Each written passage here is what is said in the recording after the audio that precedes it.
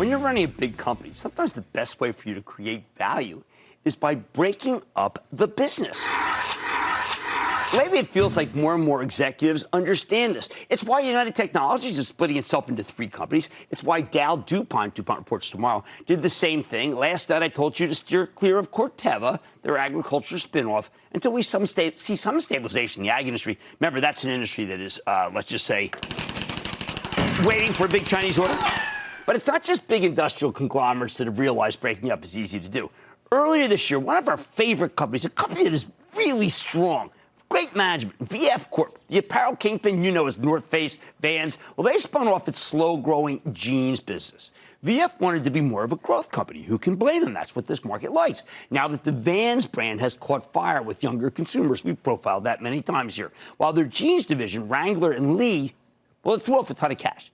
It wasn't growing very quickly, and it had become a drag on the company's growth profile, even though it's kind of a storied couple of brands. So VF Corp jettisoned their jeans business as a new company. It's the oddly named Kontoor Brands. I'm going to spell it for you because it's so weird. Kontoor, but you need to know the symbol. It's KTB for all you home gamers. And you know the funny part? While Kontoor was a drag on its old parent company, I actually think it is worth owning as an independent business, as a spinoff. While it's gotten a really icy reception from the market, there's a lot to like when you bother to look under the hood. I don't think anyone's bothering. I know this sounds odd. We've gotten used to hearing about Wrangler and Lee as an albatross around VF Corp's neck for years. In the latest fiscal year, VF had 12% revenue growth, but it would have been 16% if it weren't for these darn jeans brands.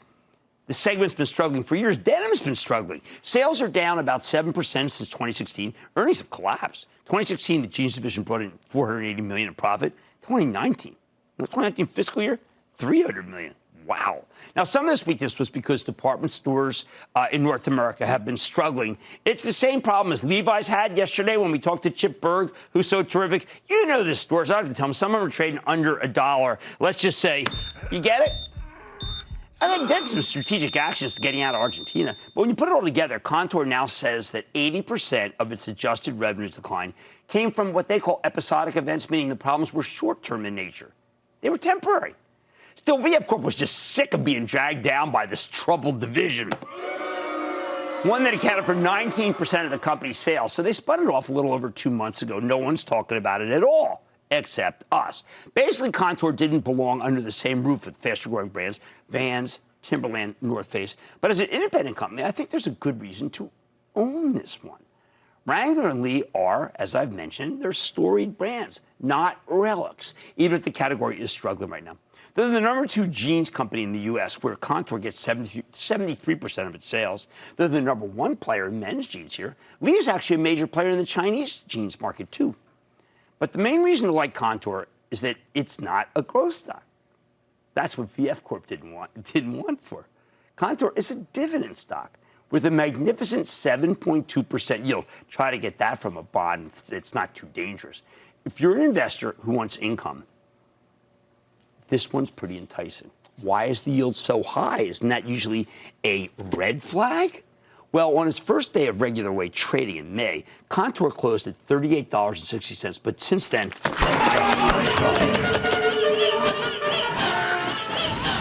it's been clobbered. To be fair, the spinoff did happen at a terrible time, right when the trade tensions with China started escalating again, before the Federal Reserve indicated that a rate cut was on the way. During that dark period, Kontoor plunged to $25 and change. Over the past month, though, it's been able to bounce back to $29.33 as of today, although that is a decline of 5% from yesterday in the terrible trading. Now, it's not just the dividend that I like. Kontoor's management team has laid out the bull case here, and it's pretty darn straightforward. Wrangler and Lee have always been quality brands, and despite the recent hardship, they believe they can turn things around by focusing on the earnings and then earning the trust of investors. On top of the huge dividend, they're planning to expand Wrangler and Lee into new channels in new countries. At the same time, they know that priority number 1 is to turn the margins around. They think they can get there by optimizing the business. Wall Street speak for cutting down costs and paying debt. I think there are a lot of costs cut here. The goal is to generate profitable, low single-digit revenue growth. Remember, not everything can grow 20, 30%.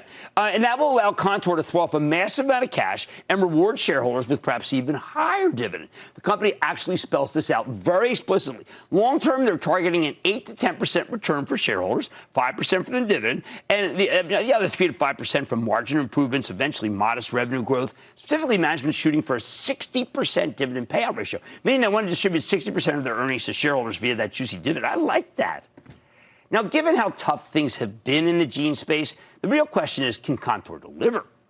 Management points to their durable and consistent cash flow. When you look at the numbers, you can see where they're coming from. In every year from 2008 to 2018, 10 years, the company generated at least $300 million in cash. However, that number peaked above $500 million in 2015, and in recent years, it has deteriorated, coming in at $363 million in 2018. So the company was hammered by its ailing wholesale customers. Remember, they're still ailing, okay? They're still ailing. The department stores that we know are the story department stores, well, let's just say, I think a lot of them aren't going to make it.